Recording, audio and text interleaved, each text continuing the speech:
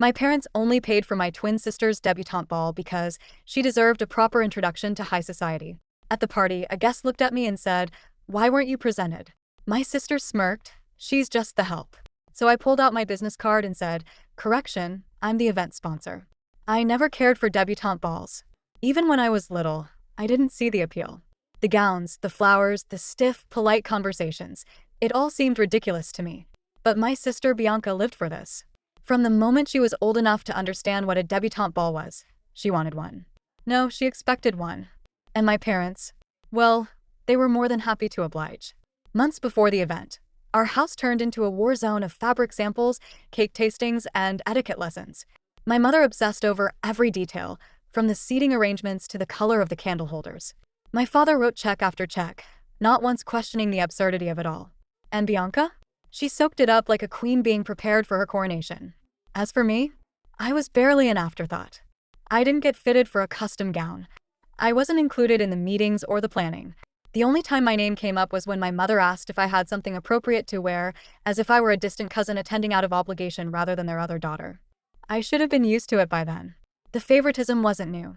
Bianca was the golden child, the smart, beautiful, charming daughter who could do no wrong. I was the shadow, the one who never quite fit into the mold they wanted. But what happened that night? That was the moment I decided I'd had enough. The venue was breathtaking, I'll give them that. A historic country club, all towering chandeliers and polished marble floors. The kind of place that screamed old money. Guests arrived in sleek black cars, stepping out in designer gowns and tailored suits, each one a carefully chosen piece in my parents' grand social puzzle. I parked my own car in the lot, far from the valet line. No one was waiting for me at the entrance. No photographers cared about my arrival. Inside, the air was thick with expensive perfume and the sound of laughter, the kind that was just a little too polished, too rehearsed. "Ah, you made it." I turned to see my mother, already holding a flute of champagne, her lips pursed in what she probably thought was a smile. "Of course I did," I said. She scanned me quickly, eyes flicking over my dress. A simple navy blue gown. Nothing extravagant, nothing attention-grabbing. She didn't approve, but she also didn't care enough to comment. "Try not to draw attention to yourself," she said instead, before disappearing into the crowd. Right. Because tonight wasn't about me. I drifted through the room, nodding politely to people I barely knew. The night was an endless parade of speeches, introductions, and Bianca soaking up every second of admiration. She looked like a dream, of course. A gown tailored to perfection, hair in soft waves, makeup done by some celebrity artist my mother insisted on flying in. Then came the moment of the night, Bianca's grand entrance. The doors at the top of the staircase opened, and she stepped out, bathed in golden light, descending like royalty. The guests gasped, applauded. My parents beamed with pride. Bianca, ever the actress, gave a modest, demure smile as if she hadn't spent the last year making sure this night would be all about her. I stood near the back, unnoticed as usual. Just another guest. And that's when it happened. I was pouring myself a glass of water when a man, a distinguished-looking guest, maybe late 40s, silver hair, expensive watch, turned to me with a polite smile. "You must be the other daughter," he said, studying me curiously. I returned his gaze evenly. "I am." He glanced back at Bianca, who was now laughing delicately at some joke one of the young men had told her. "Why weren't you presented?" Before I could answer, Bianca's voice rang out from behind me. "Oh, she's just the help." Silence. The words cut through the air, sharp and intentional. A few nearby guests chuckled. The kind of laughter that wasn't cruel, just complicit. The kind of laughter that said, "We know exactly what she means." I turned to face my sister. She was smirking, her eyes full of something between amusement and triumph. She wanted a reaction. I felt something in my chest tighten, something hot and bitter. And then, instead of shrinking away, instead of swallowing the humiliation like I always had, I reached into my clutch. I pulled out a sleek, embossed business card and handed it to the man. "Correction," I said, my voice clear and steady, loud enough for the right people to hear. "I'm the event sponsor." More silence. The man took the card, glanced down, then back up at me, his eyebrows lifting slightly. Bianca's smirk vanished. My mother, across the room, stiffened. And then the Writers began. People looked from me to Bianca, to my parents. Guests whispering, trying to piece together the story. Because how could the unimportant daughter, the one dismissed, ignored, be the one funding the grand event they had all come to celebrate? Bianca's eyes narrowed. She stepped forward, voice low but sharp. "What the hell are you talking about?" I smiled, but there was no warmth in it. You didn't think I'd sit back and let you humiliate me forever, did you? She scoffed. You're lying. Am I? She snatched the card from the man's hands, reading it quickly. And then, for the first time in her life, Bianca looked nervous. I turned to her, lowering my voice just enough for her to hear. You should have been kinder to the help, Bianca. Because it turns out, the help just bought your spotlight. She paled. And that? That was the moment everything shifted. Bianca stood frozen, gripping my business card like it might burst into flames in her hands. Her eyes flickered with something I had never seen before: uncertainty. I let her sit with that feeling for a moment. Then the whispers spread like wildfire. Wait, what does she mean?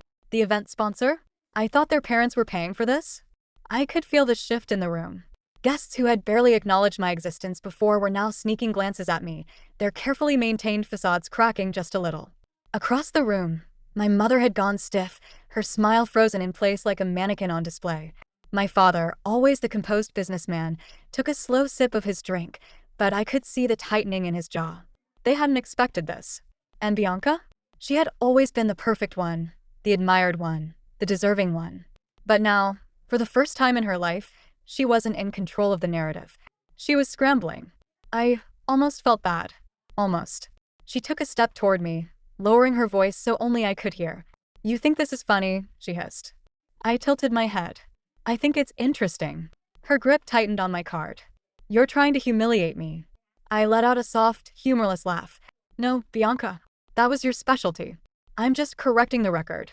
Her lips parted, but before she could say anything else, one of our mother's closest friends, Eleanor Davenport, an old-money socialite with a penchant for drama, approached us, her expression the perfect mix of curiosity and delight.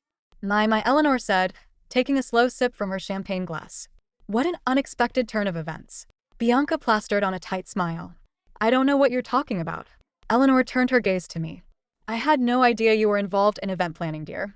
I'm not, I said smoothly. I own the company that organized this event. A few gasps. More whispers. Bianca's face was drained of color. Eleanor's perfectly arched brows lifted. Well, that certainly changes things, doesn't it? Bianca let out a sharp laugh, trying to recover. Oh, please. That's ridiculous. There's no way she… Actually, Eleanor cut in, her tone dripping with amusement. It does make sense. You know, I had been wondering why your father was so hesitant about discussing the budget at the last gala, and why your mother was avoiding certain conversations about the costs. She gave Bianca a slow, knowing smile. It would seem this event is not quite as funded by them as we all assumed. Bianca's hands curled into fists at her sides. And then my mother finally stepped in. That's enough. Her voice wasn't loud, but it carried. The kind of tone she only used when she felt the world slipping from her grasp. Eleanor gave her an innocent smile. Oh, Caroline dear, we're just having a little chat. My mother turned her gaze to me, her eyes cold. A word. No. She didn't wait for a response. She simply turned and walked toward one of the private lounge areas off the ballroom floor. I considered ignoring her, letting her stew in the embarrassment of it all. But no, this conversation had been a long time coming. So I followed. The moment the door shut behind us, my mother rounded on me. What the hell do you think you're doing? She seethed, her voice barely above a whisper but sharp enough to cut through glass. I leaned against the back of the velvet couch, crossing my arms.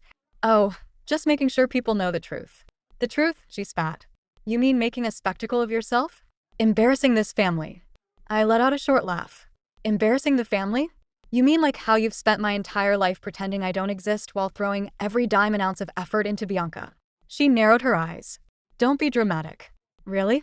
Because I'd say only paying for one daughter's debutante ball and pretending the other one is invisible is pretty dramatic. She exhaled sharply, pinching the bridge of her nose as if she were the victim in all of this. You just had to do this tonight, didn't you? She muttered. You couldn't just let her have this one night? I pushed off the couch. Her one night? Are you serious? Every night, every event, every moment in this family has always been about her. I shook my head, my voice steady but firm. Not anymore. She scoffed. Oh, please. You don't even belong in this world. No matter how much money you throw around, you'll never have what Bianca has. She was meant for this. I stared at her. And what was I meant for, Mom? She didn't answer. Because we both knew. She had never intended for me to have anything. That realization settled in my chest like lead, but instead of breaking me, it solidified something. I took a step closer. You can't control me anymore. And you sure as hell can't take credit for what I've built. Her lips pressed into a thin line, her nails digging into the fabric of her gown. "You have no idea what you've done." I gave her a smile. "Oh, I think I do." Then I walked out. When I stepped back into the ballroom, Bianca was waiting. Her eyes were burning with rage, but her voice was eerily calm. "You just couldn't stand it, could you?" I met her gaze, unflinching. Stand what? That I was the one they cared about. That I was the one who mattered. Something inside me cracked, but not with sadness. With clarity. I took a slow breath. "You know what's funny, Bianca? I spent years thinking you were better than me. That you had something I didn't. That's why they loved you more, right? Because you were worthy." Her jaw clenched. "But it turns out," I continued, "the only reason they put you on that pedestal is because you were willing to be their puppet. And now, the strings are starting to show." Her hands trembled at her sides. "I earned this." I gave her one last look, the final nail in the coffin of whatever relationship we once had. "No, Bianca. You were just born into it." And with that, I walked away, leaving her standing in the ruins of the illusion she had lived in her whole life. I walked away from Bianca, but I could still feel her burning glare drilling into my back. The energy in the ballroom had shifted, no longer an effortless celebration, but a room humming with tension. I could hear the whispers, feel the weight of the curious stares. People were still processing what had just happened. And then I heard the first cracks in Bianca's composure. "You're all making a big deal out of nothing," she said, loud enough for the nearest guest to hear. I didn't turn around. I didn't need to. I knew exactly how she looked. Her carefully practiced smile was probably stretched too tight, her hands clenching at the sides of her gown. She was scrambling. I didn't give her the satisfaction of acknowledging it. Instead, I walked toward the bar, ordering a whiskey neat. The bartender hesitated before pouring, probably unsure if I belonged among the people who usually ordered drinks like this. "Nice party," a voice drawled from beside me. I turned my head to see a man, early 30s, dark suit, an amused look in his eyes as he swirled the bourbon in his glass. He looked familiar, but I couldn't quite place him. "That depends," I replied. "Are you talking about the debutante ball, or the social disaster currently unfolding in real time?" He chuckled, taking a slow sip of his drink. "Bit of both, honestly." I gave him a sideways glance. "And you are?" "Callum Astor," he said, offering a hand. "Astor Group. We do private equity investments, mostly in hospitality and event planning." He paused, his eyes flicking to my business card still clutched between Bianca's fingers. "Which makes you the woman of the hour, apparently." I shook his hand, keeping my expression unreadable. Didn't realize my family drama doubled as free entertainment. "Oh, don't worry," he said smoothly. "Half the people in this room thrive on it." He wasn't wrong. Out of the corner of my eye, I saw my father weaving through the crowd, his expression unreadable. When he reached me, Callum took that as his cue to leave. My father didn't speak right away. Instead, he adjusted his cufflinks, a small but telling habit of his whenever he was irritated. "You've made quite a scene tonight," he finally said. I swirled the whiskey in my glass. "Wasn't my intention. But I can't say I regret it." His gaze darkened. "Do you have any idea what you've done?" "You mean besides telling the truth?" I countered. "You've embarrassed this family in front of our most important connections," he said, his voice low but sharp. I set my glass down on the bar, turning fully to face him. "No, Beth. You embarrassed this family. I just pointed out what was already there." His expression remained impassive, but I caught the slight tightening at the corners of his mouth. This, he gestured vaguely at the crowd still buzzing with gossip, could have been avoided. I let out a sharp laugh. "Yeah, if you and Mom had treated me like an actual daughter instead of an inconvenience." He exhaled through his nose, the closest he ever came to showing real frustration. "What do you want then? An apology?" I shook my head. "No. I just want you to sit with the fact that the daughter you dismissed is now the one holding the power. And you don't get to control that anymore." He studied me, as if trying to decide if I was bluffing. I wasn't. After a long pause, he finally said, "If you think this changes anything, you're mistaken." I tilted my head. "Are you sure about that?" His jaw clenched, but he said nothing. Instead, he turned and walked away, leaving me standing there with the smallest, most dangerous feeling I had ever experienced. Satisfaction. The night should have ended there. But Bianca wasn't the type to go down without a fight. I had just stepped out onto the club's balcony, needing a moment of quiet, when I heard the sound of hurried footsteps behind me. Then came Bianca's voice, low, furious. "You humiliated me." I turned to see her standing there, chest rising and falling rapidly, eyes glistening, not just with anger, but something dangerously close to desperation. I raised an eyebrow. "Oh, now you care about what I do." She stepped closer, her heels clicking against the stone. Do you have any idea what you've done to me? To us. I laughed under my breath. Us? Bianca, there was never an us. There was you, the center of the universe, and me, the afterthought. Her lips pressed into a tight line. You don't get it, she snapped. This isn't just about you showing off. People are talking. Do you know what Eleanor Davenport just said to me? That she didn't realize we were struggling so much that we needed outside funding. I shrugged. Sounds like a problem. Her nostrils flared. No, it's a family problem. For the first time I saw it, the cracks in her perfect image. The way her hands trembled slightly, the way her breathing was just a little too unsteady. Bianca had never known a world where people didn't adore her, didn't praise her, didn't put her on a pedestal. She was scrambling because, for the first time, she wasn't untouchable. I let out a slow breath. You really don't get it, do you? I said quietly. You're worried about losing face. But this isn't about appearances for me. This is about all the years I was invisible to you, to them. Her lips parted, but she had no response. I took a step closer, lowering my voice. I'm not playing your game anymore, Bianca. And neither is the rest of the world. For a moment, she just stood there, her expression unreadable. Then, without another word, she turned and walked away, disappearing back inside the ballroom. I exhaled, feeling the weight of everything settle over me. This wasn't over. Not by a long shot. Because if there was one thing I knew for certain, Bianca was going to fight to take back control. And I was ready for her. The rest of the night felt like watching an empire crumble in slow motion. Bianca might have walked away, but the damage was already done. Conversations shifted, whispers thickened, and the weight of speculation settled over my family like a storm cloud. I had spent my entire life on the outside looking in. Now, for the first time, I was the one people were paying attention to. And Bianca? She was unraveling. I saw it in the way she forced laughter at the wrong moments, her smiles too sharp, her movements too calculated. She was losing control, and she knew it. But I underestimated how far she was willing to go to get it back. It started the next morning. I was sipping my coffee, scrolling through emails, when my phone buzzed with an unknown number. At first, I ignored it. But then came the text. You should probably check page 6. Frowning, I clicked the link. And there it was. Ballroom betrayal. Heiress debutante ball turns into family feud. The article was Biartal. It painted me as the bitter, jealous sister who had hijacked Bianca's special night for my own ego. The tone was dripping with sympathy for Bianca, making me out to be a resentful nobody who had forced her way into the spotlight with money but lacked the class to belong. I felt the heat rise in my chest, my grip tightening around my phone. I knew exactly who was behind this. Bianca was striking back the only way she knew how, by controlling the narrative. I took a slow, steady breath. If she wanted a war, she was about to get one. By noon, I got the call I had been expecting. Not from Bianca, from my mother. I let it ring twice before answering. Yes. Her voice was clipped, barely containing fury behind her forced composure. We need to talk. I leaned back in my chair. About what? How is your golden child throwing a tantrum in the press? A sharp inhale. This is not a joke. No, it's not, I agreed. It's pathetic. Silence. Then, come to the house. Now. I smirked. No thanks. Her voice sharpened. You don't get to summon me anymore, Mother. More silence. Then lower, colder. You have no idea what you've started.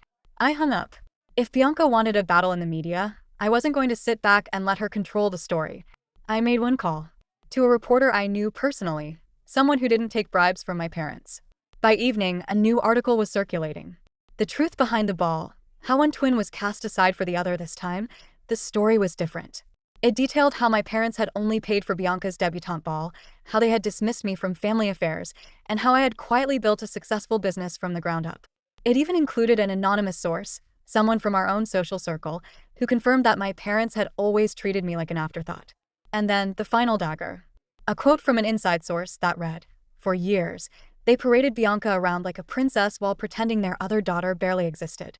But now, the tables have turned, and they don't know what to do about it." I sat back, watching as the story spread. Then a text came in. From Bianca. You think you've won? You have no idea what's coming. I stared at the message, my jaw tightening. Oh, I knew. But she didn't realize I was ready for it. I knew Bianca wouldn't take my response lying down. She had spent her entire life being adored, praised, and put on a pedestal.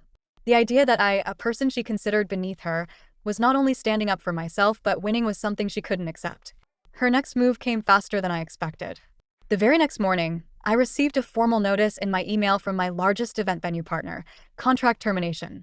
I frowned, rereading the words as confusion turned into something darker. I knew my business inside and out.